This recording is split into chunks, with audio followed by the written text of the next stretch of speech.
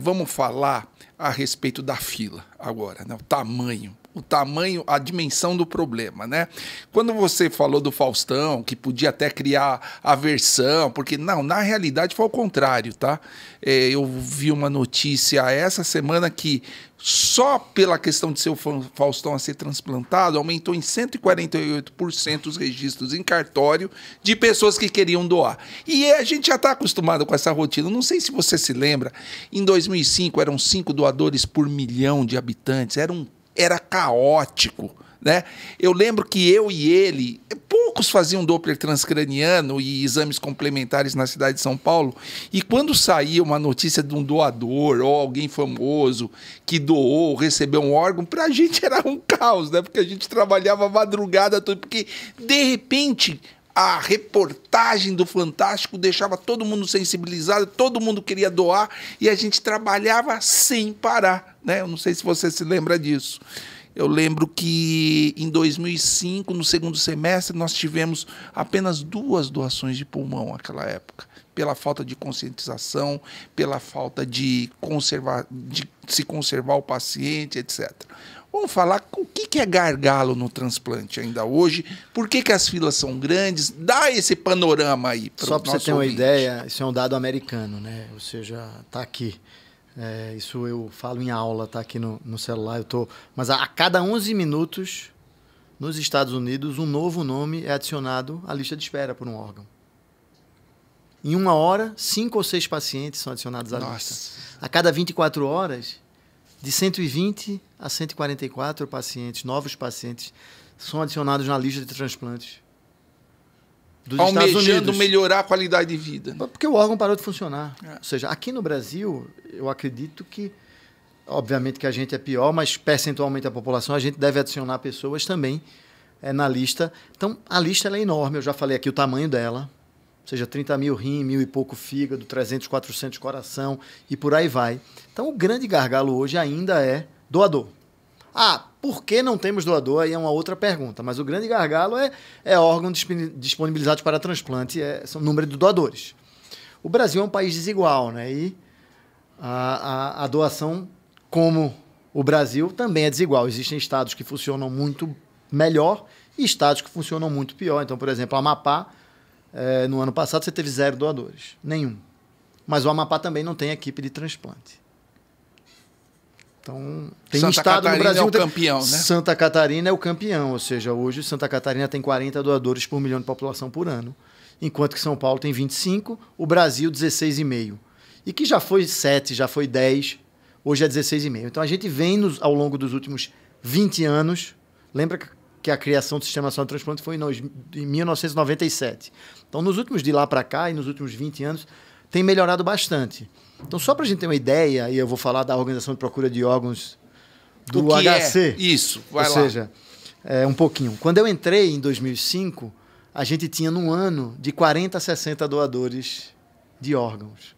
Ou seja, eu disponibilizava para o sistema de 40 a 60 doadores. Num ano, né? Em um ano. Aí, quando eu digo doadores, ambos os rins, fígado, coração, pulmão. Obviamente que a gente sabe que a utilização de coração e pulmão são menores. Por quê? Porque os critérios para você aceitar o órgão, eles são mais restritos. Então, eles são mais... Então, idade... aí eu não aceito coração ou pulmão por conta de idade. Então, acima de 55 anos, 45, 55 anos, eu já não aceito mais. Então, tem... Ou um pulmão que o paciente está entubado muito tempo, infectado. Pulmão é o mais difícil, né? Tempo. Então, o pulmão é o órgão no mundo todo difícil, menos utilizado. Mas no HC, em 2005, quando eu entrei, 40 a 60 doadores em um ano. O ano passado, eu tive 190. Olha só, que beleza, hein? Então, a gente aprimorou muito o sistema, né? E no Brasil todo, a doação de órgãos ela é descentralizada, né? Então, o que é descentralizado? Você tem a Central Estadual de Transplantes, embaixo delas você tem nos hospitais universitários organizações de procura de órgãos, e nos hospitais, teoricamente, devem existir comissões intra-hospitalares para doação. Sim, que não tinha, né? Não, que a lei criou. Que a lei criou e funciona bem, e que né? tem funcionado muito bem, melhor ou pior em alguns estados, porque a lei do Brasil ela cria... comissões, a ideia é boa, mas ela não diz de onde vai vir o investimento e o financiamento dessas comissões. Então, esse é o problema. Infelizmente, o SUS está subfinanciado, né? Ou seja, então, várias comissões elas não funcionam como deveriam funcionar, mas a gente tem esse sistema muito bem montado e por isso que o Brasil vem melhorando e a cada ano a gente vem batendo recordes de anos anteriores. Sempre lembrando, entre médicos, enfermeiros, né? É uma equipe multidisciplinar. Exatamente, ou seja, quem trabalha com doação, médico, mas menos médicos. Hoje quem trabalha muito, eu acho que a maioria das pessoas que trabalham com doação de órgãos hoje no Brasil são enfermeiros. Olha que legal, hein? Hoje acho que os grandes especialistas nessa área, pelo menos em entrevista familiar, quem conversa com as famílias sobre doação são enfermeiros. Ou seja, geralmente os médicos coordenam, até porque tem uma parte médica importante, que é a de validação do potencial doador, ou seja, identificar indicações, contraindicações.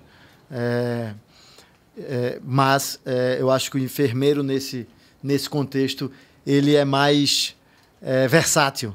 E por isso que grande parte das pessoas que trabalham com doação hoje no Brasil são enfermeiros e fazem um trabalho de excelência, né? Excepcional, brilhante. Eu tenho vocês conhecem... Meus amigos. O meu vice-coordenador e encarregado de enfermagem, que é o Edivaldo. O Edivaldo é uma pessoa fantástica, ou seja, que se comunica e que talvez hoje o maior e por que não dizer o melhor entrevistador de doação do Brasil. Existem outras pessoas fazendo coisas muito boas também fora, tipo Santa Catarina, mas eu acho que o Edivaldo faz isso há muito tempo, faz isso muito bem, ele se comunica muito bem com as famílias, ele conversa muito bem sobre o tema doação. Mas por que você está falando isso, doutor Leonardo? Porque aí vamos lá, os gargalos de doação. O primeiro gargalo de doação é a recusa familiar. Ou seja, a família dizer não na hora que perguntada. E por isso que a gente fala tanto, vá no cartório, diga sim, porque a família vai ser sempre consultada, porque no Brasil a lei brasileira diz que a doação ela é consentida. Se ele foi no cartório e disse sim, a família pode dizer não? Pode. Infelizmente pode. E vamos outro cenário. A lei brasileira ela fala isso. A doação no Brasil é consentida. Consentida por quem? Pela família. Parente primeiro, segundo grau na linha reta colateral. Então você que é doador, deixa a família muito bem conscientizada. Exatamente. Né? Vá no cartório, faça o documento. Faz o documento. Mas avise que fez o documento. Eu fiz, eu quero. Não faz de forma unilateral. Outra coisa, por exemplo, eu tenho 4 irmãos. 3 concordaram e 1 não concorda.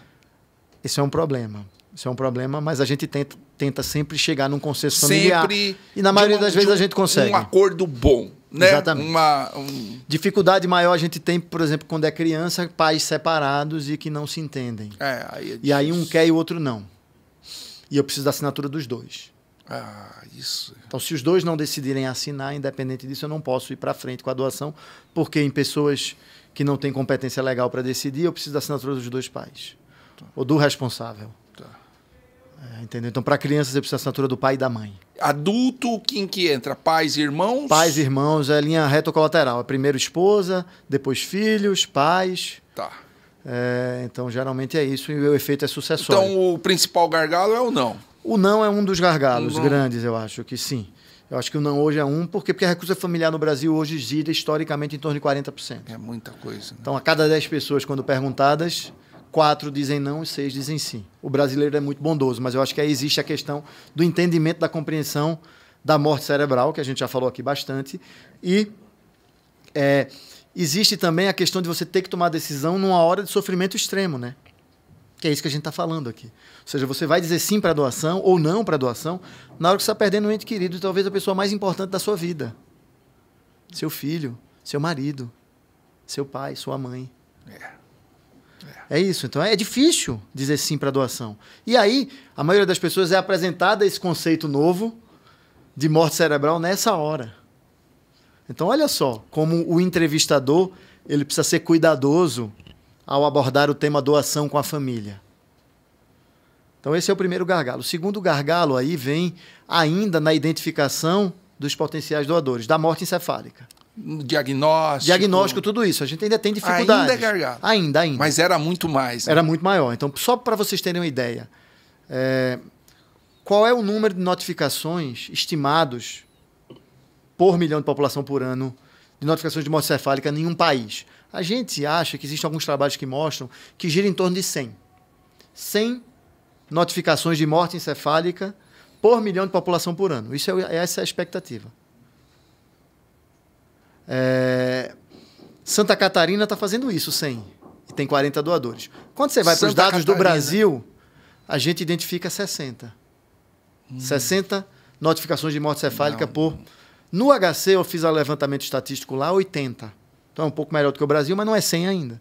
Então a gente ainda tem o que a gente chama de escape, ou seja, pacientes que evoluem em algum momento nas nossas unidades de terapia intensiva ou pronto-socorros para a morte encefálica e passam por isso e eu não identifico, e eu não notifico. Ainda existe então, isso recusa mesmo? familiar e notificação de morte cefálica, ou seja, identificar, fazer o exame e possibilitar a doação. Por quê? Porque sem morte cefálica não tem doação, né? Se eu não identifico, eu não chego lá para frente, eu nem pergunto à família.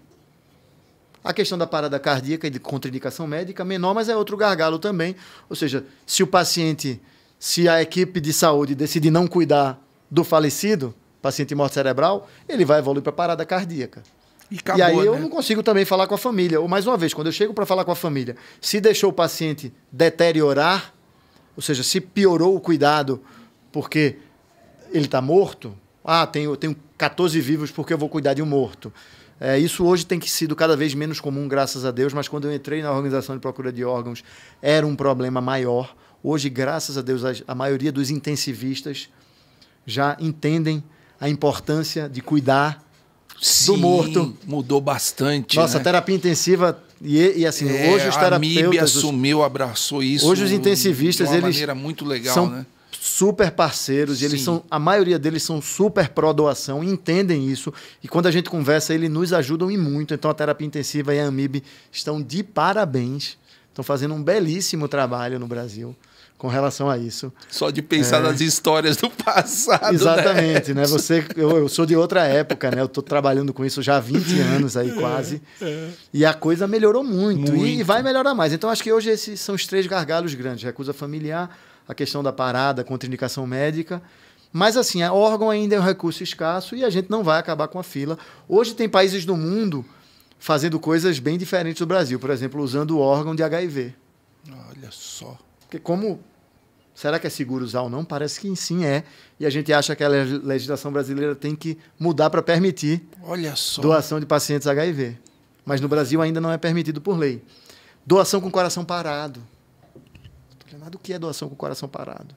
Por exemplo, o paciente que não está em morte encefálica, mas que não tem prognóstico, por algum motivo. E hoje existe uma coisa no mundo, e quem trabalha com cuidados paliativos e terapia intensiva, cuidados de final de vida, sabe isso, que é extubação paliativa. Ou seja, são pacientes que estão numa UTI, entubados, mas que não tem prognóstico, não vai melhorar. E a família decidiu. E aí você decide junto com o seu médico de É. confiança ou com o seu médico dizer, ó, para.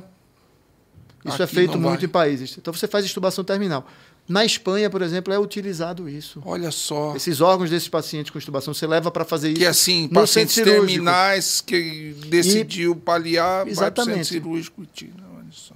Então, doação com coração parado. Anestesiado, sem sentir nada, etc. Existem regras para você fazer isso, e protocolos. Não haver A gente está pensando em fazer um trabalho de pesquisa para ver se consegue passar isso no comitê de ética e começar a tentar fazer isso aqui no Brasil, em locais e com pacientes selecionados, mas ainda não é a realidade e a gente ainda não sabe nem se a lei brasileira permite usar doador com coração parado. Na verdade, você faz uma parada cardíaca controlada, que a gente chama, leva para o centro cirúrgico, canula antes, estuba, espera o coração parar. Se levar muito tempo, aí os órgãos sofrem, não adianta. Mas se o paciente, alguns param rápido.